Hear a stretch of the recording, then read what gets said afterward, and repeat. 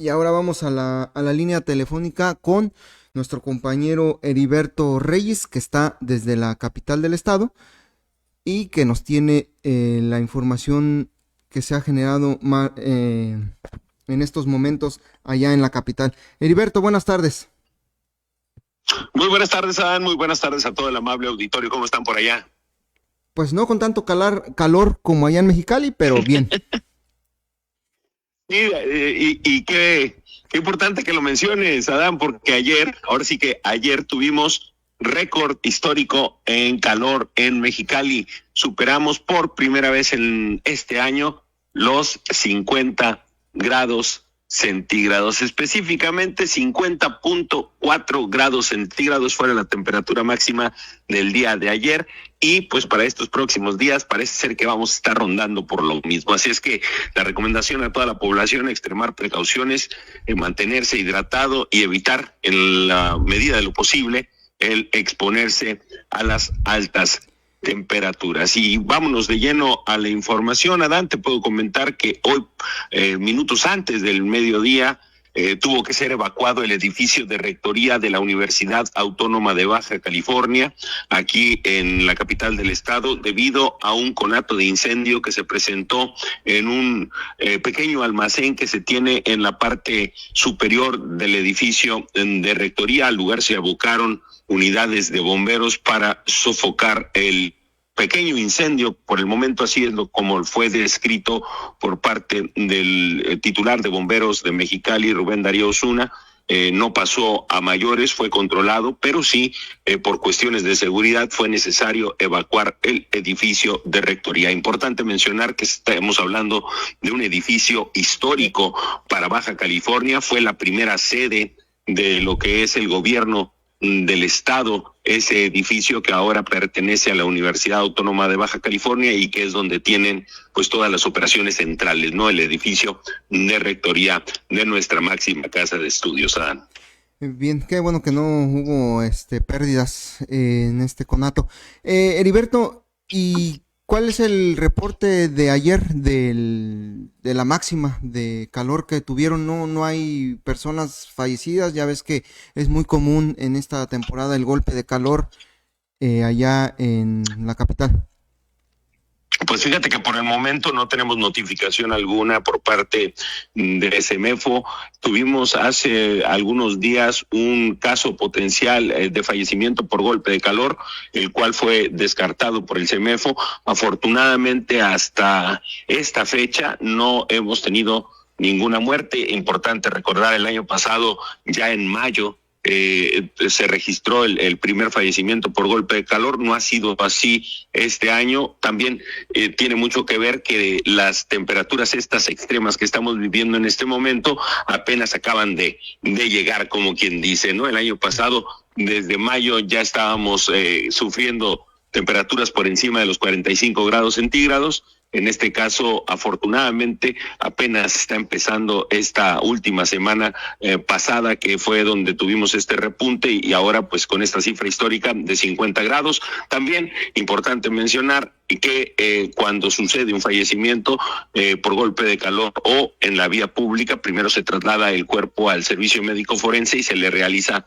la necropsia de ley. Entonces, lo que quiero decir con esto es que si se presentó algún fallecimiento, muy probablemente en las próximas 48 horas seríamos notificados o se nos confirmaría algún caso confirmado. Pero por el momento no tenemos ese dato aquí en la capital del estado. Esperemos que sigan así sin que se registren fallecimientos por este tema del golpe de calor, Heriberto. Oye, ¿cómo viste los movimientos estos que apenas empiezan a hacer en el gabinete de la gobernadora Marina del Pilar?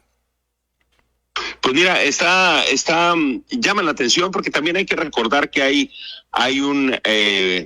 es una ley que se tiene que seguir, que tiene que ver con la paridad de género. Entonces, muy probablemente también estos cambios que se están haciendo, además de ser estratégicos para el accionar del gobierno de Baja California, pues también tengan que ver con cumplir con esta ley de paridad de género en los gabinetes. Recordemos que es tanto el Estado como los municipios están obligados a contar con un gabinete paritario y ya esta sesión pasada creo fue aprobado por el Congreso esta adecuación a la ley y establece todavía un periodo de 6 meses para el cumplimiento de los gobiernos, tanto del Estado como de los municipales, para cumplir precisamente con el tema de paridad de género. Entonces, estos cambios que estamos viendo muy seguramente tienen que ver con ello. Y hablando de otro cambio, aprovechando, Dan, sí.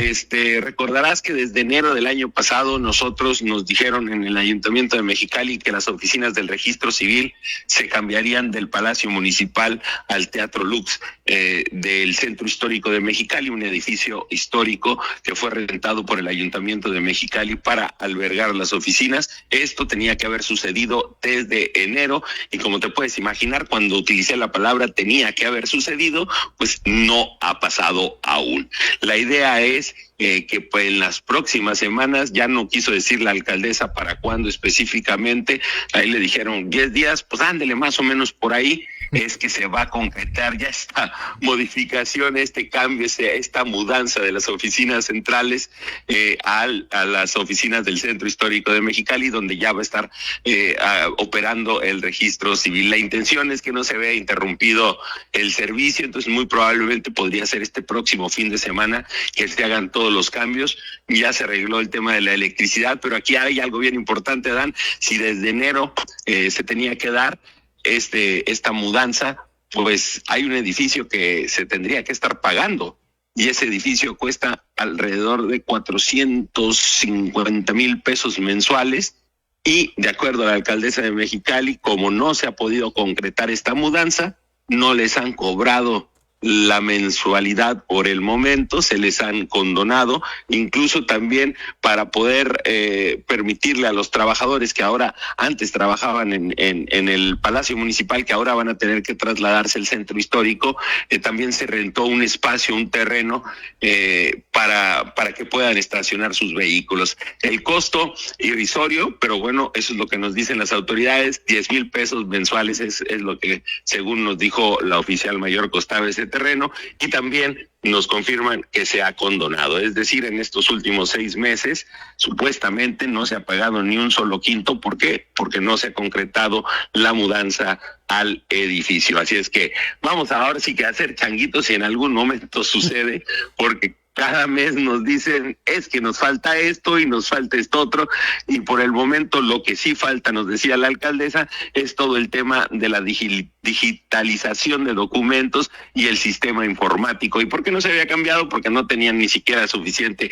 suministro de luz para poder operar las oficinas. Entonces, todos estos contratiempos han venido retrasando esta mudanza, que esperemos que ya finalmente se dé, y que déjame decirte que ha sido sumamente cuestionada. ¿Por qué? Porque es un gasto que consideran muchos mexicalenses innecesario. Estamos hablando de más de 450,000 pesos mensuales pagados por un edificio, cuando tenemos un Palacio Municipal, Adán, que tiene los cimientos y está preparado para hacer un edificio de hasta 12 pisos y nada más tiene 2. Entonces mucha gente consideró que si vas a invertir en un año más de 6 millones de pesos en la renta de un local que no vas a tener, lo más lógico hubiera sido que invirtieras un poco más y construyeras un piso adicional. Pero bueno, ya sabes cómo es esto de la política y también de la intención de reactivar el Centro Histórico de Mexicali, llevándose las oficinas que eran de fácil acceso. ¿Sabes por qué? Porque si tenías un problema en las oficinas del Registro Civil del Ayuntamiento, solo caminabas unos 20 metros y llegabas a las oficinas del Registro Civil del Gobierno del Estado para solucionar cualquier problema. Ahora eso va a ser un traslado, eso va a tener costo, va a tener gasto, va a dejar una huella de carbono, etcétera, etcétera. Por eso y por muchas otras cosas más fue cuestionado este proyecto, y además por las personas que están involucradas, que algunos son expresidentes municipales o familiares de los expresidentes municipales, a quienes está beneficiándose con esa renta, entre otras personas y funcionarios y servidores públicos. Todo queda en familia, Heriberto. Como suele suceder, Adán. Así es. Oye, Heriberto, y por parte de las autoridades del Tribunal Electoral, de Justicia Electoral del Estado, no ha habido información respecto a este pues, intento de indemnización, ¿verdad? Híjole, qué bueno que lo mencionas. Hoy tuvimos la oportunidad de hablar con la diputada Alejandra Ang. Ella es la presidenta de la Comisión de Fiscalización, la que se encarga de revisar que todo se haga, en cuanto a manejo de recursos, se haga de manera justificada y transparente. Y bueno, lo que nos comentaba, como también lo dijo en su momento el diputado Juan Manuel Molina, es que los magistrados del Tribunal de Justicia Electoral se aprobaron un esquema de indemnización que, por ejemplo, para el presidente del tribunal representaría un recurso de 4 millones de pesos después de que deje el servicio en octubre de este año. Entonces, Jaime Vargas Flores, ¿verdad? El presidente del tribunal, Jaime Vargas Flores. Es correcto. Y también importante mencionar que los magistrados ganan entre 195,000 y 188,000 pesos mensuales.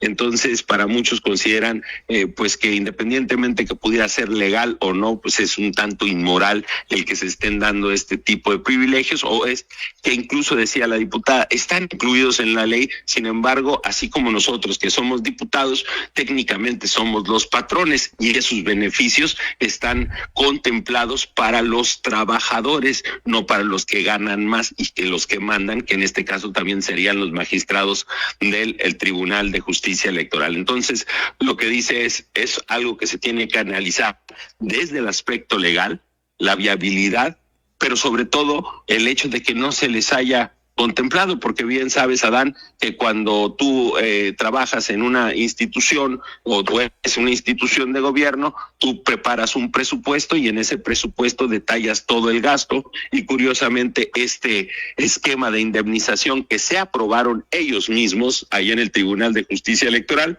lo hicieron en diciembre, justo cuando terminaba el año, y no fue contemplado dentro del presupuesto que solicitaron. Entonces son varios aspectos los que se tienen que considerar, y desde el aspecto moral, nos decía la diputada, pues es algo que también podría ser incluso reprochable, ¿no? Por todo lo que implica. Entonces habrá que ver qué sucede en los próximos días y que den la cara, porque acuérdate también, híjole, que no hay nada más difícil que encontrar a alguien del Poder Judicial, ya sea federal, estatal, que esté dispuesto a declarar, ¿no? En cuanto a jueces y magistrados, siempre este tema de la falta de transparencia, falta de atención y falta de rendición de cuentas es algo que se presenta comúnmente con el Poder Judicial muy particular. Sí, se complica de repente.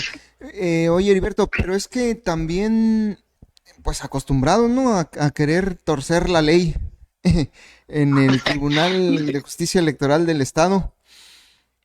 Pues ya sabes, como dicen los abogados, ¿no? Se doble hasta donde se doble mientras no se rompa. Entonces, por eso mismo es que se está analizando el aspecto legal de esto, pero de entrada, en lo moral, te podemos decir que mucha gente no estamos de acuerdo con indemnización millonaria, independientemente de que hayan cumplido 4 años de trabajo. Eso quiere decir que durante 4 años se recibía cerca de 200,000 pesos mensuales de salario, así es que no veo que la situación sea tan compleja para ellos para salir adelante después de cumplir.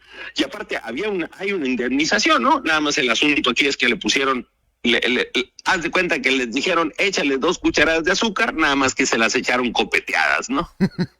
Así es.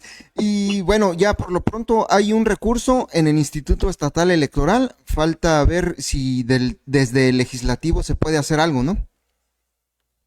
Pues eso es lo que se va a ver. Incluso lo decía el mismo diputado, hay que ver las alternativas, hay que ver si se puede, porque también acuérdate que no dan paso sin guarache, y quienes doblan la ley sin que se rompa saben que la pueden doblar. Entonces habrá que ver la forma en la que se actúa.